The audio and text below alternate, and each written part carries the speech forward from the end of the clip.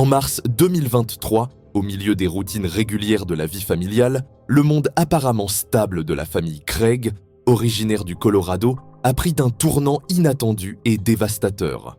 Leur mariage et leur carrière, autrefois considérés comme des exemples de stabilité, ont commencé à s'effondrer, révélant des secrets enfouis et une perte de confiance. Tandis que les amis et les proches peinaient à comprendre la situation, de nouvelles révélations soulevaient encore plus de questions. Que s'était-il réellement passé derrière les portes closes de cette famille en apparence parfaite? Le 15 mars 2023, vers 11h, Angela a été transportée d'urgence à l'hôpital, souffrant de violents maux de tête, de vertiges et de nausées. C'était sa 3e hospitalisation en seulement 10 jours, mais cette fois, la situation était bien plus alarmante.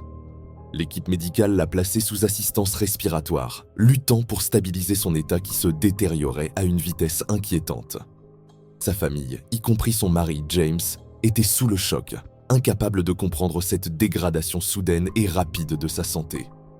Née le 15 avril 1975 à Dodge City, Angela avait été une figure centrale de sa famille et de sa communauté dès son plus jeune âge. Élevée dans une famille nombreuse avec 10 frères et sœurs, elle avait développé un amour pour les animaux malgré ses allergies. Ses centres d'intérêt allaient de la lecture au travail du bois, et son charisme naturel ainsi que sa nature sociable la rendaient très appréciée de ses amis et connaissances. Angela avait connu le succès en tant que décoratrice d'intérieur, reconnue pour créer des espaces chaleureux et accueillants. Elle nourrissait également une passion pour la généalogie, aidant les gens à retrouver des parents perdus de vue. Le 18 décembre 1999, Angela a épousé James Craig, qui est devenu plus tard dentiste. En 2006, James a obtenu son diplôme de l'Université du Missouri à Kansas City et a participé à des programmes dentaires internationaux. Ensemble, ils ont construit une vie au Colorado, où James a établi son cabinet dentaire à Aurora. Le couple avait 6 enfants, et malgré une vie bien remplie, Angela maintenait des relations étroites avec ses frères et sœurs, en particulier avec sa sœur Toni, avec qui elle parlait quotidiennement. La vie d'Angela semblait parfaite. Elle était profondément impliquée dans les activités de son église, dirigeait une chorale et encadrait des programmes pour les jeunes. Cependant, les problèmes de santé soudains qu'elle a rencontrés en mars 2023 ont choqué tout le monde. Une semaine auparavant, elle s'était plainte de maux de tête, mais les symptômes avaient rapidement disparu, ne laissant aucune raison de s'inquiéter. Ni sa famille, ni les médecins ne pouvaient expliquer pourquoi son état se détériorait si rapidement. Pendant ce temps, James restait à ses côtés, toujours attentif et bienveillant. À 14h ce même jour, Angela a subi une grave crise qui a plongé ses proches dans l'impuissance et la peur. L'équipe médicale a travaillé sans relâche pour la sauver, mais la cause de son état restait un mystère, ajoutant à la tension et à la détresse déjà présente. Lorsque son état s'est aggravé, les médecins ont redoublé d'efforts pour la stabiliser, mais la situation a échappé à tout contrôle. L'AVC qu'Angela a subi le 15 mars 2023 a marqué un tournant critique. Son frère, qui l'avait conduite à l'hôpital ce jour-là, a raconté plus tard qu'à leur arrivée, elle était déjà dans un état grave, souffrant de vertiges intenses, de douleurs abdominales insupportables et de nausées persistantes. C'était sa 3e visite dans un établissement médical en 10 jours, mais cette fois, les circonstances étaient bien plus graves. Nausées. C'était sa 3e visite dans un établissement médical en seulement 10 jours. Mais cette fois, les circonstances semblaient graves. La première hospitalisation d'Angela avait eu lieu le 6 mars, seulement un jour après son retour d'un voyage pour rendre visite à sa sœur Toni dans l'Utah. À l'époque, les médecins avaient jugé ses symptômes mineurs et elle avait été renvoyée chez elle après une évaluation. Cependant, le 9 mars, elle a de nouveau demandé une aide médicale. Son mari James, un dentiste expérimenté avec des années de pratique, qui avait toujours été un soutien solide dans les moments difficiles, était profondément préoccupé. Il a sollicité les conseils de l'épouse de son ami et collègue Ryan Redfern, qui détenait un doctorat en médecine. Dans les jours qui ont suivi, Ryan et sa femme sont restés activement impliqués, surveillant de près l'état d'Angela. Ils ont offert leur soutien et partagé leurs idées sur les causes potentielles de ces symptômes, suggérant des tests et des consultations supplémentaires. Parmi les tests effectués figuraient des IRM, des échographies, des analyses de sang et des scanners de différentes parties du corps d'Angela. Malgré ces efforts, tous les résultats étaient dans les normes. La seule anomalie constante était la pression artérielle anormalement basse d'Angela, même avec une thérapie par fluides intraveineux. Lorsque Angela a subi un AVC le 15 mars, James a pleinement saisi la gravité de la situation. Il a partagé la nouvelle dévastatrice avec la femme de Ryan, lui envoyant des photos depuis la chambre d'hôpital. Les images montraient Angela entourée d'équipements médicaux, sous l'observation constante d'une équipe de spécialistes. Pourtant, même à ce moment-là, les médecins peinaient à établir un diagnostic précis, laissant tout le monde impliqué dans un sentiment d'impuissance et de désarroi. Le matin du 15 mars a apporté un appel téléphonique frénétique qui allait encore accentuer l'anxiété de James. Le frère d'Angela l'a informé qu'il la conduisait à l'hôpital parce que son état s'était considérablement détérioré. À ce moment-là, James se trouvait dans sa clinique, en train de s'occuper de patients. En apprenant la nouvelle, il est immédiatement parti pour être à ses côtés. Réalisant que les méthodes de diagnostic conventionnelles échouaient, James a décidé de consulter à nouveau la femme de Ryan, désespéré de trouver des réponses alors que la santé d'Angela continuait à se détériorer à un rythme alarmant. Les événements menant au 15 mars 2023 étaient tendus et troublants. Le 9 mars, après son admission à l'hôpital pour une deuxième fois, Angela a été gardée en observation pendant la nuit. Malgré l'espoir que son état s'améliore, les médecins n'ont pas pu déterminer la cause de ses symptômes. Bien que les résultats des tests revenaient constamment normaux, l'inquiétude croissante parmi sa famille et le personnel médical dessinait un tableau inquiétant. Tout au long de ces événements, Ryan et sa femme ont continué à jouer un rôle significatif. Ryan, un ami de longue date et partenaire financier de James, l'avait déjà soutenu dans des moments difficiles, notamment en aidant à sauver le cabinet dentaire de James lors d'une crise financière en 2021. Cette fois, leur assistance était tout aussi cruciale, car la vie d'Angela était désormais en jeu et les raisons de ses souffrances restaient une énigme. Pendant ce temps, Caitlin, la nouvelle responsable de bureau au cabinet dentaire de James, ne pouvait s'empêcher de ressentir que quelque chose d'inhabituel se passait avec son patron. Ses soupçons commencèrent à s'intensifier à la suite de plusieurs événements survenus dans les jours précédant le 15 mars, lorsque l'état d'Angela devint critique. Les conversations avec Ryan, l'ami de confiance de James, finirent par l'aider à rassembler ses observations, révélant un schéma troublant. Tout avait commencé le 6 mars. Ce soir-là, Caitlin travaillait tard lorsque James apparut de manière inattendue au cabinet. Il n'avait aucun patient prévu et son comportement semblait étrange. Au lieu de travailler sur son ordinateur dans son bureau, James se rendit dans une des salles d'examen et utilisa l'ordinateur qui s'y trouvait. Bien que Caitlin ait trouvé cela inhabituel, elle n'y prêta pas beaucoup d'attention à ce moment-là. Quelques jours plus tard, le 13 mars, un colis arriva au cabinet. James avait spécifiquement demandé à Caitlin de le recevoir personnellement et avait insisté pour que personne d'autre ne l'ouvre. Cependant, lorsqu'elle alla récupérer la livraison, elle découvrit qu'un autre membre du personnel avait déjà ouvert le colis. À l'intérieur se trouvait un conteneur cylindrique portant une étiquette d'avertissement. Matériaux dangereux, ainsi que les mots cyanure de potassium. Bien que surprise, Caitlin referma rapidement le colis et le remit à James sans poser de questions, respectant ses consignes de confidentialité. Plus tard dans la journée, elle vit James quitter le bureau avec le conteneur enveloppé dans du papier Kraft. Cet incident accentua encore ses soupçons. Son malaise grandissant la poussa à rechercher des informations sur le cyanure de potassium, et ce qu'elle découvrit fut glaçant. Les symptômes d'exposition, nausées, basse pression artérielle et étourdissement correspondaient étroitement à ce qu'Angela subissait depuis plusieurs jours. Au moment où Ryan et sa femme arrivèrent à l'hôpital pour soutenir James, l'état d'Angela était devenu critique.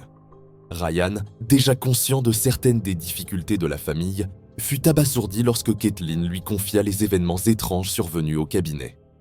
Son récit le choqua tellement qu'en route vers l'hôpital, il contacta les forces de l'ordre et leur transmit les détails qu'elles lui avaient rapportés. Cependant, ce n'était pas le seul comportement inhabituel que Caitlin avait remarqué chez James. Elle se rappela un autre incident survenu le soir du 6 mars. Alors qu'elle quittait le bureau, James lui avait envoyé un message lui demandant de s'assurer personnellement qu'un colis, qui devait arriver, lui soit directement remis. À l'époque, cette demande lui avait semblé être une simple formalité, mais à la lumière des événements qui suivirent, elle prit une signification beaucoup plus troublante. Lorsque Ryan arrive à l'hôpital, il décida de confronter James. James affirma que le produit chimique en question, le cyanure de potassium, avait été commandé à la demande d'Angela. Cependant, son explication semblait hésitante, suscitant encore plus de doutes dans l'esprit de Ryan. Préoccupé, Ryan transmit ces informations aux enquêteurs, qui commencèrent à soupçonner que cette affaire était bien plus complexe qu'elle ne le paraissait au départ. Le 15 mars, Angela fut de nouveau transportée d'urgence à l'hôpital. Ses symptômes, vertiges sévères, nausées et douleurs abdominales aiguës, s'étaient aggravés à un niveau critique. Le frère d'Angela, qui l'avait conduite aux urgences, déclara plus tard à la police qu'elle pouvait à peine se tenir debout lorsqu'ils arrivèrent. À ce stade, James semblait réaliser que la situation lui échappait rapidement. Plus tard dans la journée, la police commença à interroger James. Avant même le début formel de l'entretien, les enquêteurs se concentrèrent sur une question clé.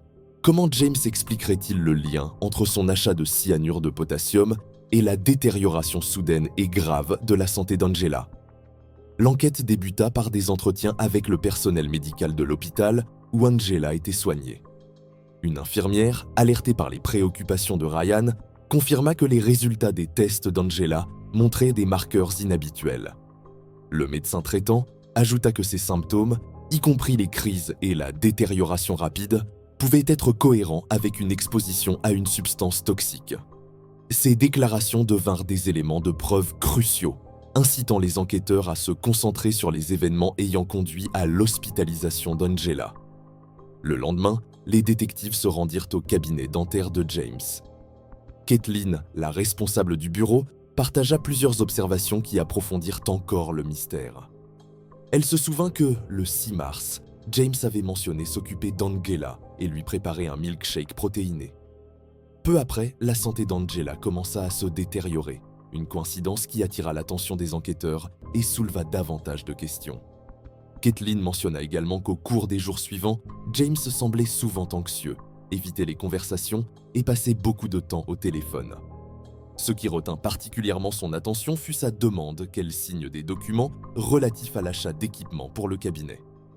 En examinant ces documents, les enquêteurs découvrirent que les montants indiqués étaient bien supérieurs au coût réel des équipements, suscitant des soupçons de possibles malversations financières. Un employé du cabinet confirma que James utilisait fréquemment l'ordinateur du bureau à des fins personnelles. En février, cet employé se souvenait avoir vu James visiter un site web lié à des réactifs chimiques, incluant des références à des substances extrêmement dangereuses. Ces observations correspondaient à la découverte de l'achat de cyanure de potassium par James. L'enquête s'élargit rapidement aux activités financières de James. Les détectives découvrirent que, le 4 mars, James avait transféré une somme d'argent importante à un fournisseur inconnu, associé à la vente de substances chimiques. La commande avait été expédiée à l'adresse du cabinet, permettant à James de la dissimuler à sa famille. En retraçant la livraison, ils la relièrent au colis que Kathleen avait vu. Elle décrivit le conteneur portant une étiquette d'avertissement et nota que James l'avait emporté chez lui après l'avoir récupéré. L'attention se tourna rapidement vers le bureau de James au cabinet. Un autre employé rapporta que James avait récemment commencé à verrouiller la porte de son bureau pendant les pauses déjeuner, un comportement inhabituel de sa part. Lors d'une perquisition, les enquêteurs trouvèrent des restes de matériaux d'emballage qui semblaient correspondre à la livraison contenant le cyanure de potassium. Pendant ce temps, le personnel de l'hôpital poursuivait ses efforts pour sauver Angela. Les niveaux de substances toxiques dans son organisme étaient si élevés que les médecins écarteraient la possibilité d'un empoisonnement accidentel. Ce détail crucial jeta les bases de nouvelles accusations contre James. Les détectives obtinrent des mandats pour fouiller la maison et le véhicule de James, suspectant qu'on pourrait y trouver des preuves supplémentaires liant James à la détérioration de la santé d'Angela. Kathleen apporta de nouveaux témoignages, soulignant que les symptômes d'un empoisonnement au cyanure de potassium nausées, vomissements et pression artérielle basse, correspondaient à ce qu'Angela avait présenté. Elle nota également que cette substance pouvait être mortelle même à faible dose. Chaque nouvelle preuve renforçait les soupçons des enquêteurs et les rapprochait de la conclusion que la crise de santé d'Angela était le résultat d'actes délibérés. L'enquête inclut un examen de l'ordinateur de James. Les détectives y trouvèrent des notes détaillant les dates et heures des symptômes d'Angela. Bien que les entrées semblaient documenter ses problèmes de santé, la nature de ces enregistrements souleva des soupçons selon lesquels James aurait pu les utiliser pour surveiller et manipuler son état. Un examen des messages du couple révéla des détails supplémentaires. Le 6 mars 2023, Angela avait envoyé un texto à James pour le remercier du café qu'il lui avait préparé. Peu après, elle mentionna se sentir était nauséeuse et faible. James lui répondit en lui suggérant de vérifier sa tension artérielle. Plus tard dans la journée, lors de la même conversation, James évoqua des médicaments puissants et attribua ces symptômes à des facteurs possibles. Un commentaire que les enquêteurs considérèrent plus tard comme une tentative de détourner l'attention. Ryan, un ami de longue date et partenaire commercial de James, partagea qu'en 2021, James lui avait confié qu'il faisait face à de graves problèmes financiers et à des tensions familiales. À ce moment-là, James envisageait même une séparation.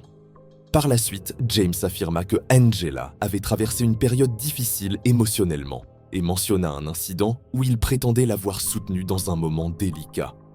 Cependant, les témoignages de leurs 6 enfants contredisaient ces affirmations. Ils décrivaient Angela comme une personne dynamique et joyeuse, sans signe de mal-être ou de comportements inhabituels. Les enquêteurs se penchèrent également sur des événements de décembre 2022, lorsque James demanda la séparation.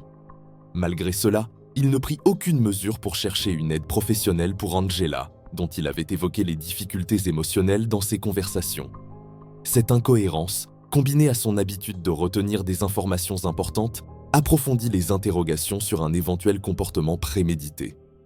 La perquisition du domicile et du véhicule de James a permis de découvrir d'autres éléments probants. Dans son bureau à domicile, les enquêteurs trouvèrent des restes d'emballage liés à la livraison de substances chimiques. Dans sa voiture, des traces d'une poudre furent découvertes et envoyées pour analyse. Ces indices accumulés permirent aux enquêteurs de concentrer leurs efforts sur les aspects cachés de la vie de James, malgré son image extérieure d'homme de famille dévoué. Ses difficultés personnelles et ses actions discrètes commençaient à apparaître. Les problèmes financiers, les tensions familiales et les notes détaillant les symptômes d'Angela suggéraient un schéma de comportement complexe en arrière-plan. L'histoire du mariage de James et Angela devint un aspect central de l'enquête. La sœur d'Angela raconta qu'elle se confiait fréquemment à elle, se sentant sous pression et incomprise par James. Elle le décrivit comme quelqu'un qui pouvait passer des heures à discuter de ses problèmes sans reconnaître ses responsabilités ou montrer de volonté de changer. Angela, selon ses dires, se sentait coincée dans cette situation, mais hésitait à agir. Ces témoignages s'alignaient avec ceux des collègues de James, qui notèrent ses fréquentes remarques concernant les défis familiaux. Un collègue se souvint même que James avait dit un jour que la vie serait plus simple avec moins de responsabilités. Les dossiers médicaux d'Angela jouèrent un rôle crucial dans l'enquête. Au cours des 2 dernières années, elle avait consulté des médecins plus fréquemment que d'habitude, signalant des symptômes inexpliqués tels que des douleurs abdominales, des vertiges et de la fatigue.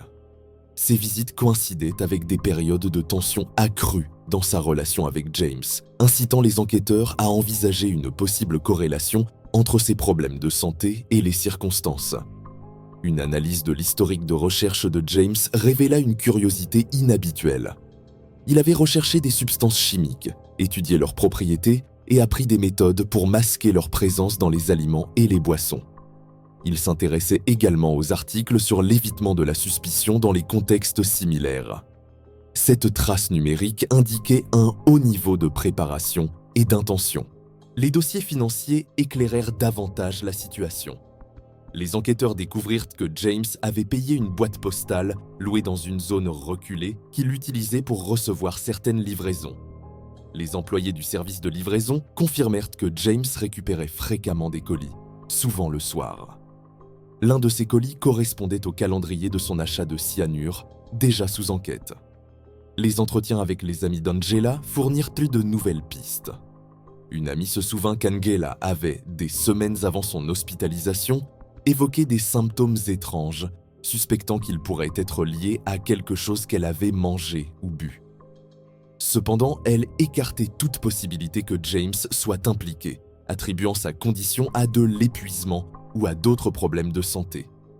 Pour clarifier la situation, les enquêteurs consultèrent des toxicologues qui effectuèrent des tests sur les cheveux d'Angela.